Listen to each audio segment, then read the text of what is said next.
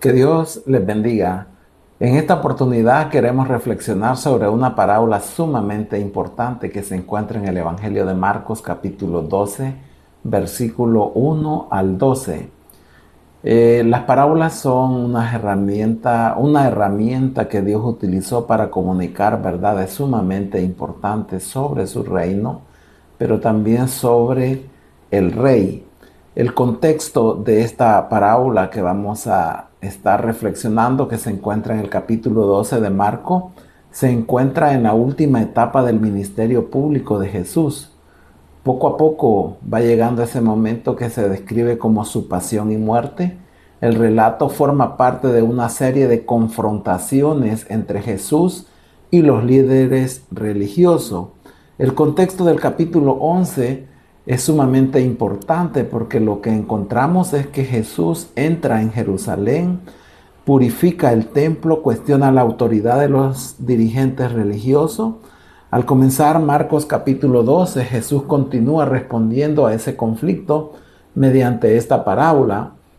Por eso la parábola debe de entenderse de manera integral, no de manera aislada. Y la parábola utiliza una imagen sumamente importante, muy conocida en el contexto de Palestina, en el contexto del primer siglo. Por ejemplo, lo primero que vemos se nos describe es una viña. Y en el contexto del Antiguo Testamento, una viña representaba al pueblo hebreo, al pueblo de Israel, al pueblo de Dios, según el libro de Isaías capítulo 1, versículo 7. Jesús toma esa imagen para poder hablar de Dios, de Israel, de su dirigente, especialmente del rechazo que culminaría con su propia muerte. La estructura de este relato es muy interesante. Se puede dividir de varias maneras. En primer lugar, lo que encontramos desde el versículo 1 es que hay un propietario que prepara cuidadosamente una viña. Un hombre plantó una viña, la cercó, cavó un lagar, edificó una torre. El dueño planta una viña, la cerca, la protege. El lagar es el lugar donde se procesaban las uvas. La torre es un lugar que proporcionaba vigilancia. Después la entrega a los labradores y se va lejos. A manera de interpretación podríamos decir de que el propietario aquí de esta viña representa a Dios, quien había preparado de manera cuidadosamente a su pueblo. Los labradores representan quienes han recibido la responsabilidad de administrar esa viña.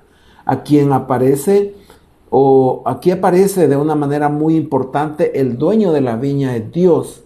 Los seres humanos somos administradores. El dueño envía a su siervo, a los labradores del versículo 2 al 5. Dice, y a su tiempo envió a un siervo a los labradores para que recibiesen del fruto de la viña. Los labradores reaccionan progresivamente con violencia. Dice que al primero lo golpean, al segundo lo envían con las manos vacías, al otro lo matan y a otros muchos lo golpean y los matan. Los siervos representan principalmente a los profetas enviados por Dios a su nación, a su pueblo, pero que habían sido muertos. La historia bíblica muestra repetidamente cómo muchos profetas habían sido rechazados, perseguidos y en algunos casos muertos en el contexto del Antiguo Testamento. El rechazo continúa o es algo continuo hacia la voz de Dios. Ellos endurecen progresivamente el corazón. Los labradores se vuelven cada vez más violentos. Del versículo 6 al 8 dice que el dueño de la viña envía a su hijo amado. Este es el punto culminante de esta trama. Dice, por último, teniendo a un hijo suyo amado, lo envió también al postrero, ¿no? Y esto tiene un propósito también. El dueño dijo, tendrán respeto de mi hijo. Pero los labradores dicen, este es el heredero, matémosle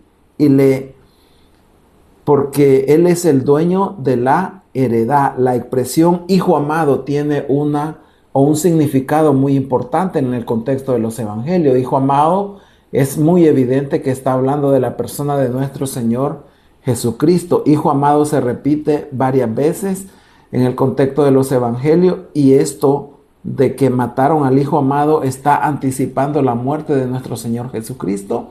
Al final del versículo 9 al 11, el dueño viene y juzga a los labradores. Jesús pregunta, ¿qué pues hará el Señor de la viña? La respuesta es clara, vendrá y destruirá a los labradores y dará su viña a otros. La parábola termina anunciando juicio en el versículo 12. Quienes rechazaron al Hijo, la imagen de la piedra añade una dimensión cristológica a aquel que es rechazado por los dirigentes, precisamente aquel que Dios establece como fundamento, Jesucristo. La muerte de Jesús no significó un fracaso. Dios transforma el rechazo humano en parte de su propósito redentor.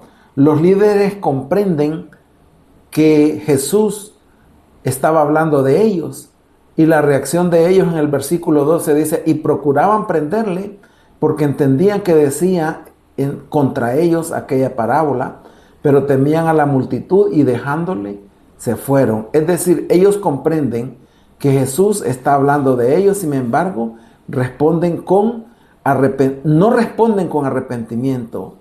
La idea central de esta parábola es que Dios ha confiado responsabilidades a su pueblo, pero Él exige fidelidad. El rechazo de su mensajero culmina con el rechazo del Hijo, y Dios finalmente juzga la infidelidad y exalta al Hijo rechazado. A manera de principio, Dios nos ha confiado su viña. Dios es el dueño. Dios prepara la viña. Dios confía responsabilidades. Los labradores no son propietarios, eran administradores. Todo lo que tenemos ahora como pueblo de Dios pertenece finalmente a Él, ¿no? Nuestra vida, nuestra familia, nuestros recursos, nuestro ministerio, nuestras oportunidades. Dios espera frutos de quienes Él ha llamado, y a su tiempo Él nos llamará para que rindamos cuenta.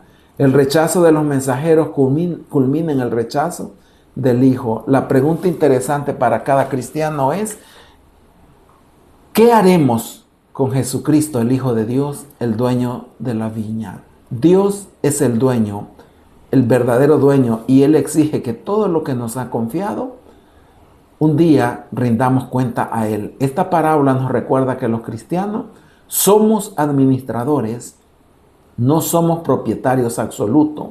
Y Dios espera fruto de cada cristiano. La fe cristiana no debe limitarse a conocer solamente la Biblia. Dios espera fruto visible de cada uno de aquellos que Él ha llamado, y un día Él vendrá a pedir cuenta y nosotros tendremos que rendir cuenta frente a Él. Bendiciones, que Dios les bendiga.